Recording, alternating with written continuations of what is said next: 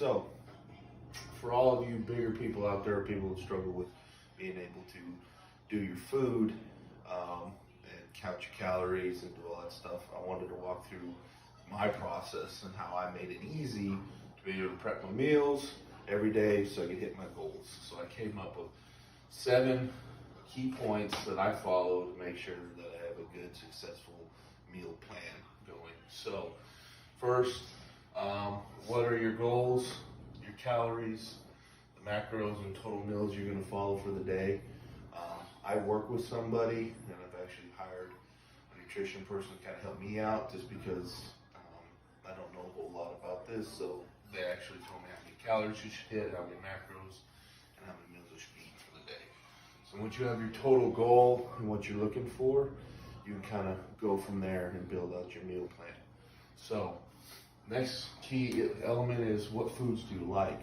So despite of what you see out there, the only way you're going to stick to this and follow this is if you like the foods that you eat. And I'll go over some of my foods that I like later.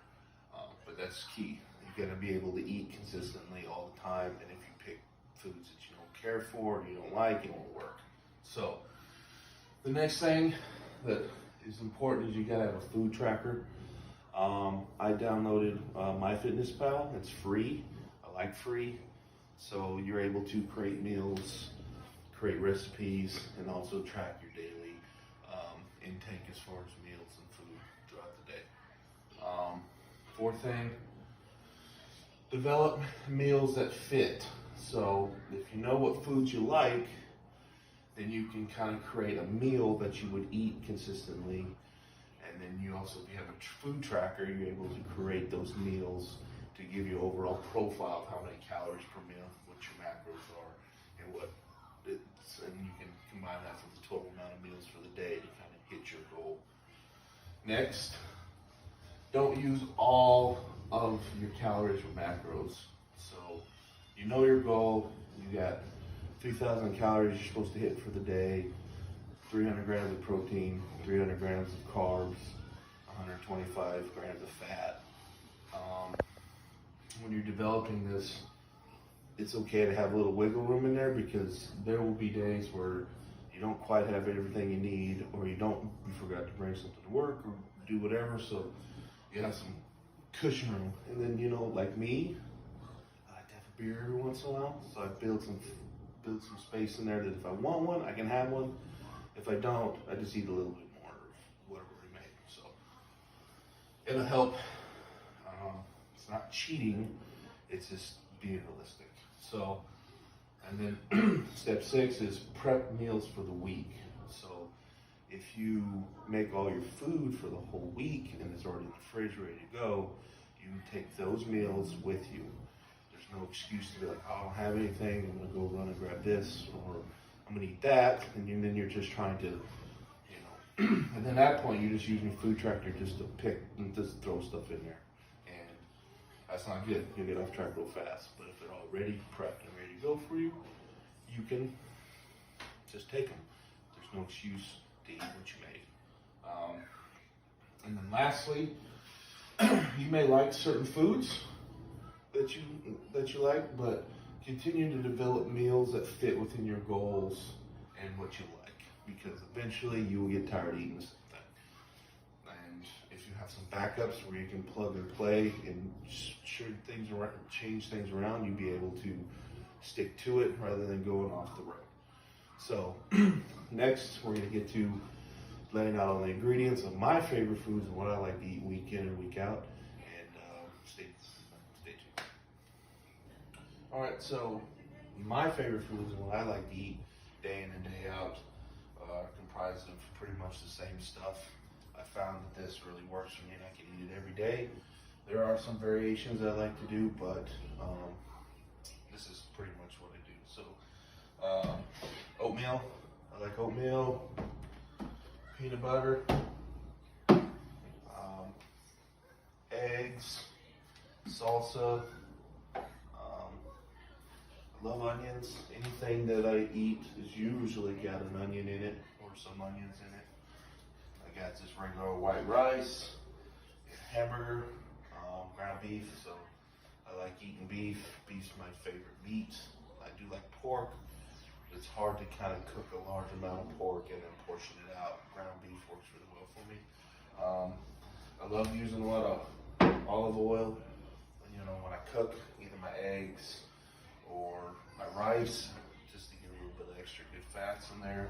And then last but not least, when you do this and you track your food, you need to weigh it, because when you do like portion sizes with like a cup or a handful or whatever you use, it's just not really consistent enough to really know how much you're actually intaking. So I weigh everything out and I make sure it's according to weight, and I put that in my food tracker so that I'm able to track it as accurately as possible, because let's just be honest, a lot of this is just these nutritional guidelines on here. They're pretty much just a guideline. They're not 100% all the time, so it's better just to weigh it, because you're not going to be able to distribute one cup the same way every time. But weight, it's finite.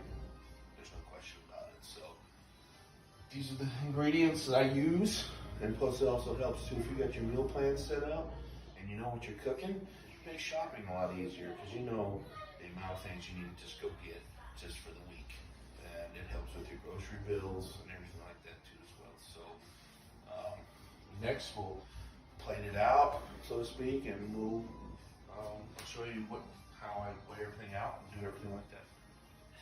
All right, so when you're prepping your meals, you know, you want to make sure that if you're going to do it in a timely manner, start with the things that's going to take the longest. So for me, the rice, and cooking the rice and getting it boiling and then simmering, that takes the longest. So I try to start that as soon as I can, because the quicker I can get it started, the faster it can cool down, the more I can portion it out.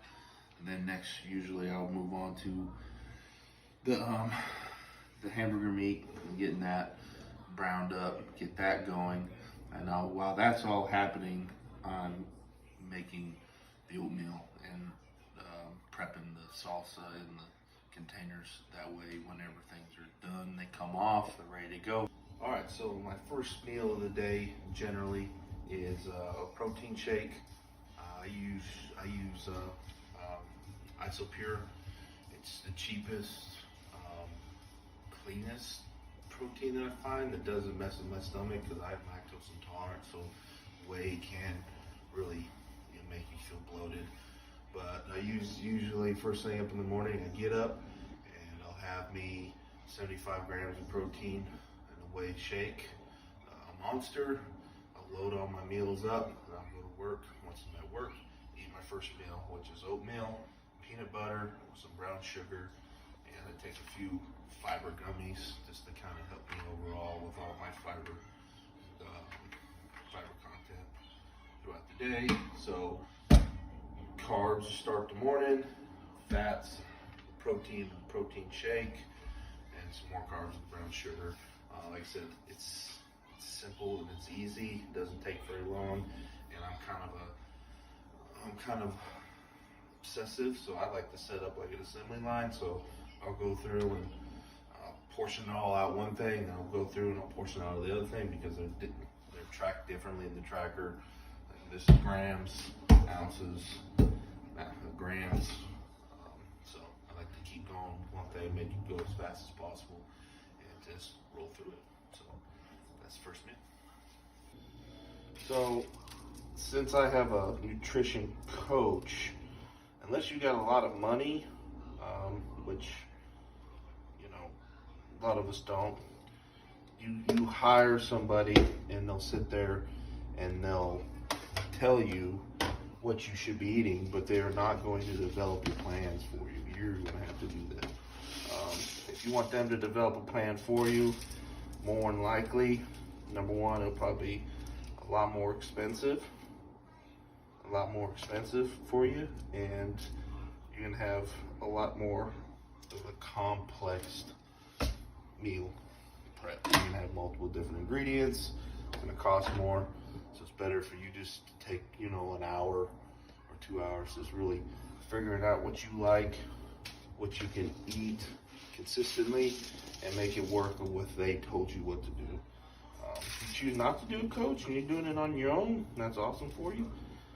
And I'm glad you're able to do it. I did it because I need, I need the accountability more than anything. But you can get online and find,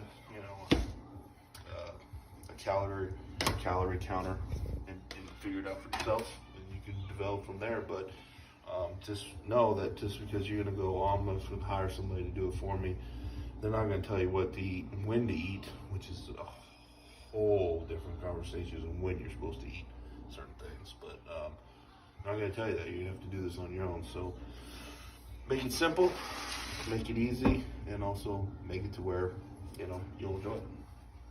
All right, so when you're prepping your meals, you want to make sure that if you're going to do it in a timely manner, start with the things that's going to take the longest. So for me, the rice, and cooking the rice and getting it boiling and then simmering, that takes the longest. So I try to start that as soon as I can, because the quicker I can get it started, the faster it can cool down, the more I can portion it out. And then next, usually I'll move on to the hamburger meat and getting that browned up, get that going. And while that's all happening, I'm making the oatmeal and prepping the salsa in the containers. That way, whenever things are done, they come off, they're ready to go, and you're not losing a whole lot of time. So when you're making a whole week's worth of food, if you don't really kind of start from like the most labor intensive onward, it could take you all day, where usually this type of meals that I do takes me maybe 2 hours to do the whole week. So start with the most labor intensive thing first, get that done, get it out of the way, get it cooling, and then work your way down, and then that way you can start just plating it out. So that's what I do. So morning meal, oatmeal, peanut butter. So for a mid-morning meal and then afternoon meal, they eat around 2 o'clock or so, it's rice and hamburger with some barbecue sauce. So that takes, those are the one of the 3 meals, and then so I weigh them up, add everything according to the weight, and put it in the refrigerator.